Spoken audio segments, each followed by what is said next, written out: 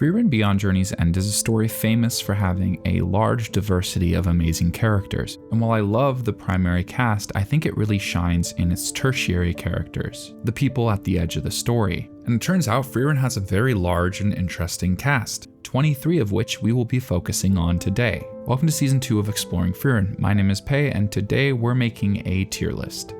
Before we set parameters, a quick disclaimer. I'm making this list based off of personal preferences. These are not meant to be objective claims. With that out of the way, back to those parameters. There are 3 major rules. First, anyone that's been in Frieren's party is not allowed. Where this hits hardest is with Zine. He's an amazing character, but I needed to create a clear line. Second, no bad guys. This doesn't extend to anyone who's fought against Frieren or her party. The mage exam would make that way more complicated. The main effect being all the demon antagonists throughout the story aren't really being factored in. Third, S tier. The best of the best is limited to 3 characters. With all that being said, let's dive in.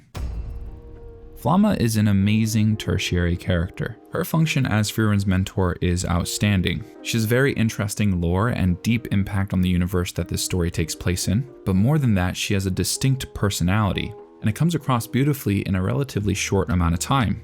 That's a recurring theme you're going to see in this video, a character's efficacy. And what I love about Flamme is not only is she charming, interesting, and good for the story, but she's also an easy character to understand. She is, to me, the epitome of A tier. Ricther, much like Flamme, is a character that fills his role beautifully, but opposite to her, he does it in a very subtle way. His ambitions are used in the story as exposition. He's taking the mage exam because he wants access to life-changing magic. But when you see that he runs this little magic shop in the city, there's tons to unpack.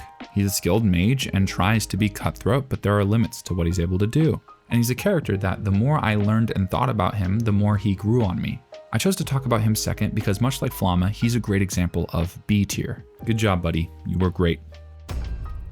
Next is another character that I think fills the story really beautifully. But unlike the other tertiary characters that rank above him, this character is a little bit underdeveloped. But that's kind of the point. Guerrilla Warrior is more of a symbol than he is a character. We only get to experience him in short bursts through Zine's perspective or memories. And while he is charming and has tons of potential, he doesn't stack up against some of the heavy hitters in this group. So to me, that puts him solidly in B tier.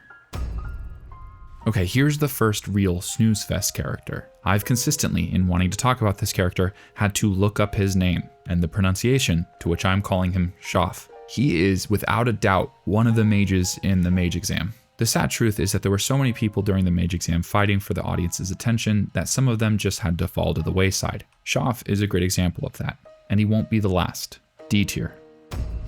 Here is arguably the strongest and most popular side character in Frieren. There's very few characters I've had such a drastic shift in opinions on as Denken. From my point of view, he was such a boring introduction. I think he was literally coded in design to come across as uninteresting. In his introduction, I thought he was going to be a moving cone for Frieren to dunk on, which technically isn't wrong, but the character's so sick. From the obvious but incredibly charming "I'm all out of mana, but I'm not out of options" scene, to finding out more about his backstory, seeing the way he interacts with others, and there's tons of implication about the political world that mages exist in just by exploring his past for the briefest of moments. Denken is a great character, a fan favorite, and offers tons of depth. He is the first of 3 taking up a spot in S tier. In a recent episode, it's implied that we're going to be getting more of him. If you've read the manga, please do not spoil things for people unless you clearly mark it as manga spoilers. Following up Denken is hard. That's why I handed it away to a character that I found incredibly underwhelming. I think this is one of the first examples on the list where there might be a huge discrepancy between me and some of the people in the audience. Graf Granat is a character that could have been very interesting, but my experience of him was a tool that was used by the writing to progress the story to the things I cared about more. He even had a potentially compelling story, him trying to pursue peace with the demons, the loss of his son. There was lots of potential. He even looks pretty cool. But the reason he's ranked so low is because he's one of the few characters in Frieren that I think underperforms his weight class. D tier.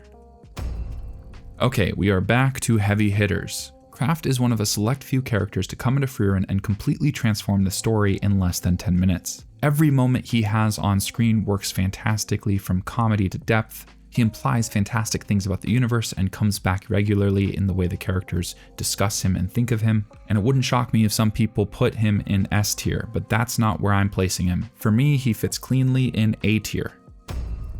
Okay, we're gonna do a bit of a run here. These next 3 characters I think kind of fall into this similar category for me. Kanne, not a terrible character, serves her place in the story decently. She's fine, even kinda cool at times. I love that scene after Frieren breaks the barrier. But just like Lawine, she's mostly okay. Neither of them are a burden to the story or disappointing. Their dynamic's actually pretty cute and plays well for comedy. But for me, they are obvious examples of what I think of when I was trying to figure out C tier. So much like Kanne and Lawine, there are some characters that kinda just didn't really find an interesting place in the mage exam. Laufen is just noticeably less interesting than both of her teammates. She's young and ignorant, and that's used in interesting ways. Her ability's even pretty cool. But for me, she falls so low because I think she could have been a very interesting character, D tier. Zinz is a character that filled her role in the story very well. I like the pacifism angle. I think her magic is really interesting with her hair. I love the conversation she shares with Fern about Frieren, or that she seems like one of the few first-class mages that doesn't seem to hold Serie to unreasonable regard. Her impact on the story was consistently positive, but like a lot of the characters around her, I think that she just falls short in comparison to the hard hitters, so that leaves her in B tier. A character that started just like these others I talked about, a kind of forgettable part of the mage exam, but then evolved into something so much more in the second season, is Genau. I love the way this character was used and explored as the point of view perspective in the Divine Revolte arc. He is awesome. There's something very cool about a character who's never overtly stating the strong emotion that they're obviously feeling, but it's still so apparent. He also ties in fantastically to all the information surrounding Serie, and I'm a huge fan. But I think there are a couple other choices to me that bumped him out of S tier. So sorry Genau, A tier. Now very far from outstanding is this next character. I think I didn't find him very interesting and his entire little arc felt a bit shoehorned, albeit important for understanding another character, but to me, Lernen, another one of Serie's students, was a bit underwhelming. I think this is a character where there is a lot of room to disagree, but I don't know, he didn't really click for me. He felt more like a means to an end. C tier.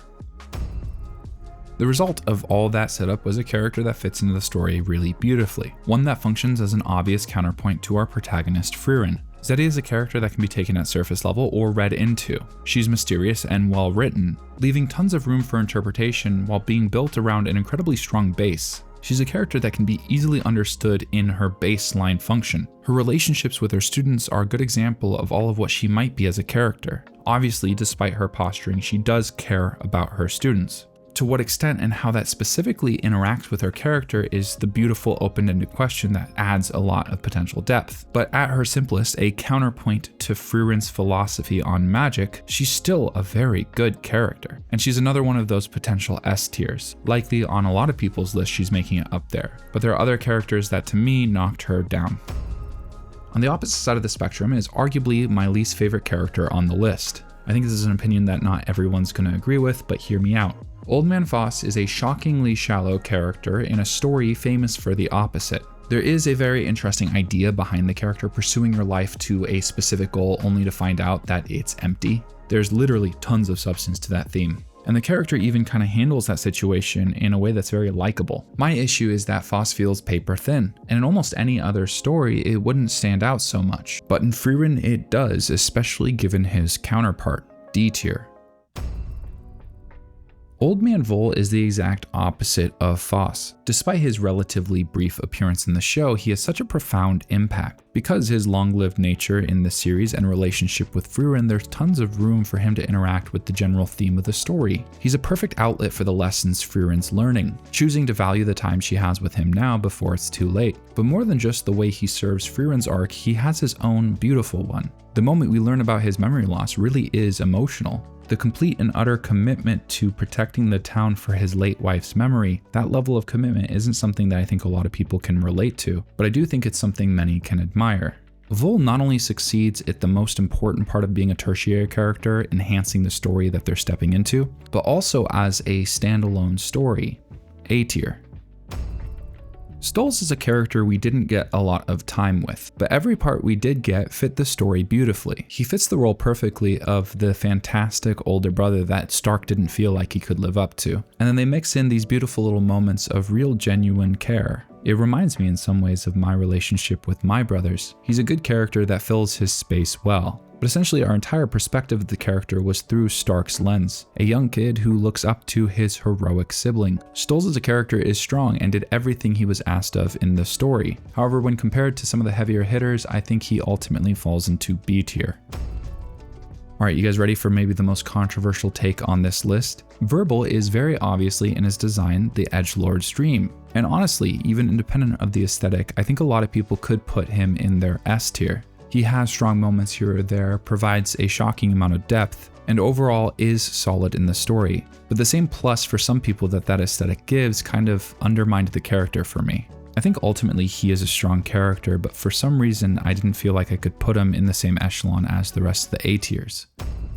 Next is another character I had to look up the name for. And this character honestly represents any of the other tertiary characters that I forgot to include. Ultimately, she and those other characters feel like they're just there to fill out the remaining space. It's not her fault that little to no attention was thrown her way. These characters aren't necessarily a letdown like I felt with Fass. However, that doesn't take away from the fact that she, and whatever others I forgot, are D tier.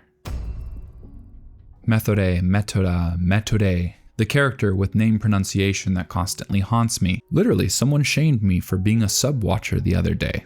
That's a first. A lot of people seem to have strong opinions about how I say her name. The problem is many of them are giving different suggestions. At this point, I've mostly just committed to Methode for consistency's sake. But much more importantly, let's get into her character analysis. She was a highly mysterious figure in the first season, venturing into that realm that some of the other characters had of underexplored.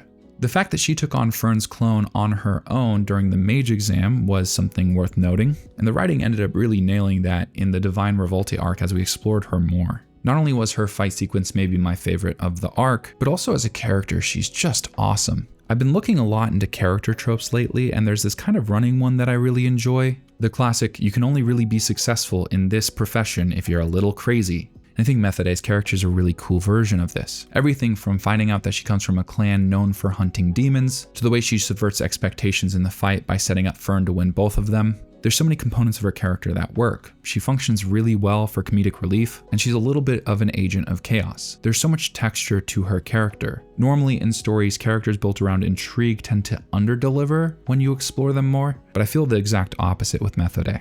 She's solidified herself in the recent season as one of my all-time favorite characters in Frieren, meaning she takes the second of 3 slots in S tier.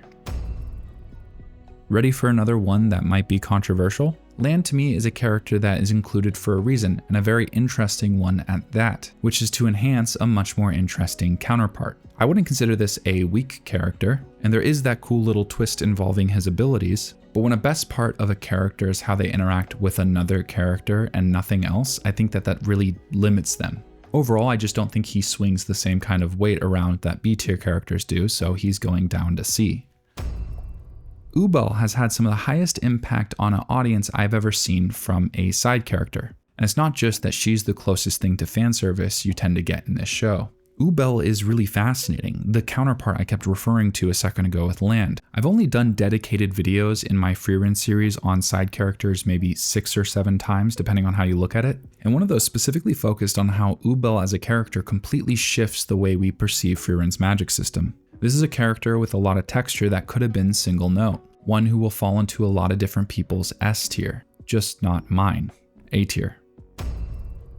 The Hero of the South, the final character we're talking about today. So through process of elimination, you can probably figure out that he's the last S tier character on this list. Last week I briefly talked about how the Hero of the South is fascinating because he could have posed so many problems for the story. But to me, it all kind of checked out and actually did a lot to enhance this season. Something that a lot of kind of operatic stories tend to do is create these big grand stakes in a world that actually feels very limited. In the past, the example I've used to point this out is the difference between the original Star Wars trilogy and Andor. And the reason I think this applies to the Hero of the South is because it expands on the world by decentralizing our protagonists or major characters. For me, there's something grounding about Himmel not actually being the strongest human to ever exist, that there was someone before him that made sacrifices to give Himmel the opportunities he had. Storytelling is often about the illusion of realism. Stories need to be immersive and emotionally resonant. And for me, the Hero of the South served that function beautifully in Frieren, because his very existence expands the world that the story takes place in. And I also felt like it enhanced the story we already knew. which is saying something because powers like time travel or foresight are prone to disaster. But I love the way that this story engaged in it. Two opponents with the ability who were forced to battle to the death because there weren't alternative routes that made sense to them. There's something very cool about that implication. Plus, a hero built around well-written self-sacrifice is always a plus. It's just one of the most heroic things a character can do. So, as I said before, the hero of the South is S tier. Who would make your list? Specifically, who would be your 3 S tier characters? I'll link the tier list in the description below. This video was a bit different than what I normally do, but I found it really fun. Thank you for watching. I'll see y'all next week.